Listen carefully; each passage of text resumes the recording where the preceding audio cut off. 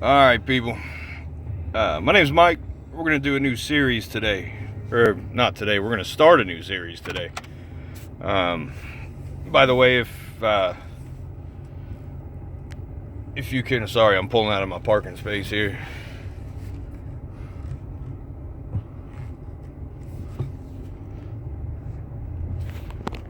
Okay, so, what we're going to do is, we're going to do a series on how the opiate epidemic is affecting people like us that have chronic pain. A little about myself. I've had 5 surgeries in 2 years. In the past 2 years. I've had 2 neck surgeries, 2 shoulder surgeries, and I just had my gallbladder taken out about a month and a half ago. By the way, don't ever do that.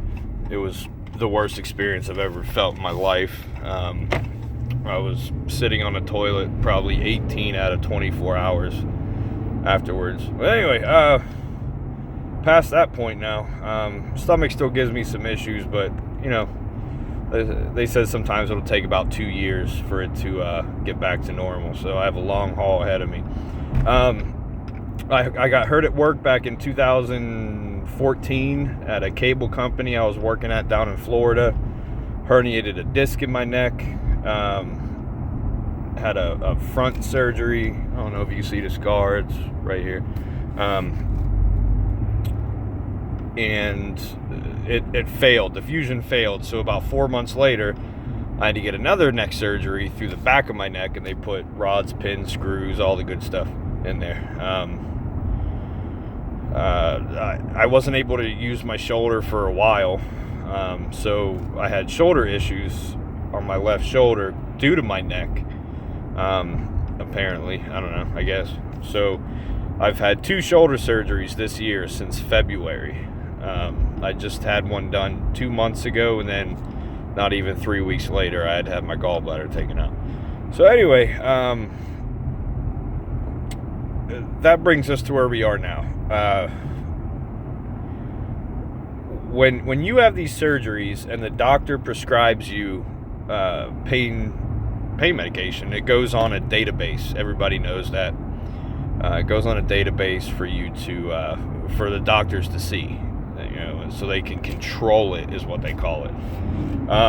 No, that's not how it goes. They're labeling people off of this database.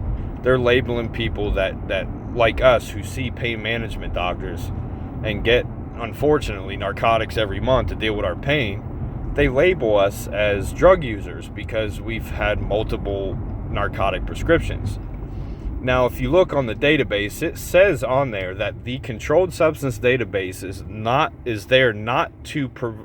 is there for controlled reasons, and it should not be used to deny a patient medication that is medically needy.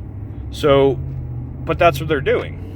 They use it and they say, hey, you've had 55 prescriptions of narcotics in the past year.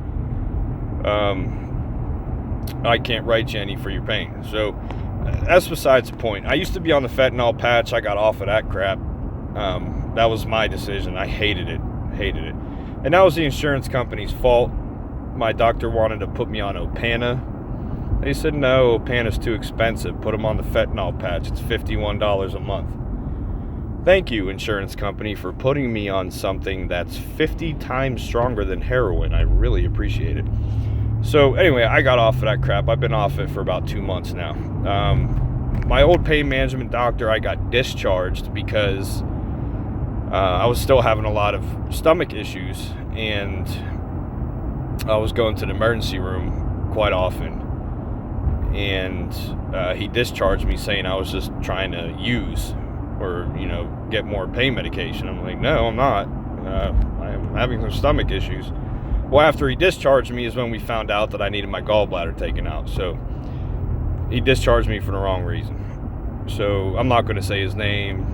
You know, I'm going to keep that secret. I'm from Pittsburgh, so you probably know which health network I'm talking about. There's only like 2 or 3 of them in Pittsburgh. Or 2 of them, sorry, in Pittsburgh. But anyway, this series, I'm going to do a series, man. It's going to follow me through all of the doctor's appointments. Obviously, I can't record video in it, but I'll surely record audio, and I'll have to, edit out their names whenever they say their names. I'm getting treated like a drug user by my pain management doctor, so I'm not seeing him anymore. I am seeing a new pain management doctor on November 14th, next week, I think.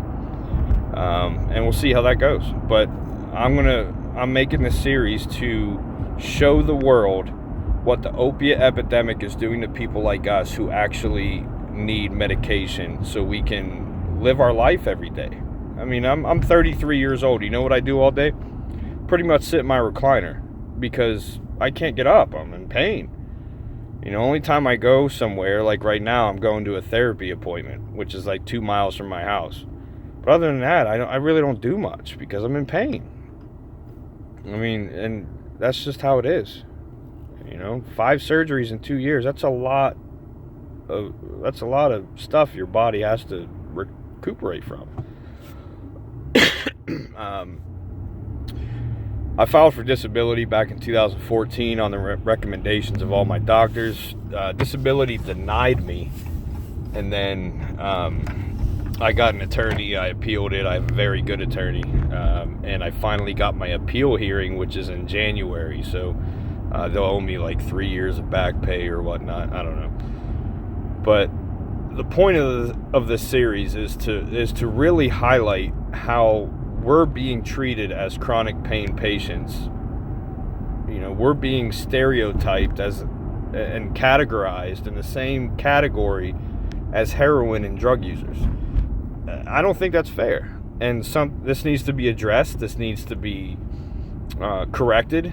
Some people have real conditions that they need medication for, and I'm not just talking opiates. I'm talking just medication in general.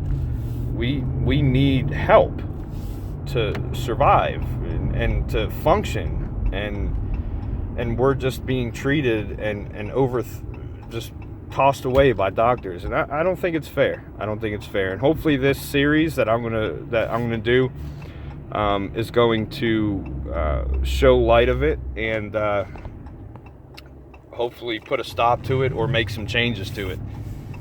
So drop a like on this video. I know there's millions and millions of chronic pain patients, true chronic pain patients out there that are in the same position that I am in.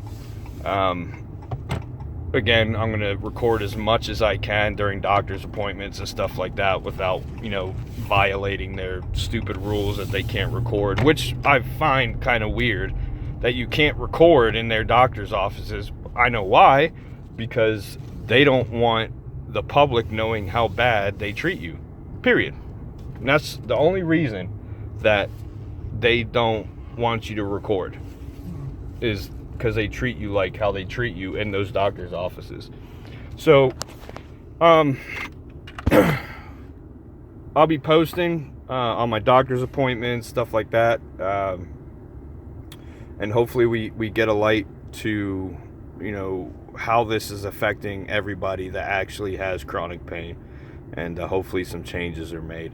Drop a like down there, right down there. Subscribe, it'll be great. We'll get the series rolling, and hopefully some changes are going to be made to better the lives of chronic pain sufferers, because it's real. It's not an excuse. It's real. And I would challenge any doctor in the world to live the life of somebody that has chronic pain and tell me that it's an excuse, because it's not. It's real. We suffer from it every single day. And hopefully this will make some changes. God bless you all, and hopefully I'll see you soon. Subscribe, like, it'd be great, and let's get the series rolling. And I want to announce, any money that I make off of this series from YouTube I'm donating to a chronic pain foundation somewhere. I'm going to find one shortly, probably today at some point, and I'm going to donate the money because this is ridiculous. Some things need to change, and I will go all the way up to Congress. I don't care where I got to go to make these changes happen so we can live a normal life like everybody else and not have it tainted by drug users and abusers. Thank you. Have a good day.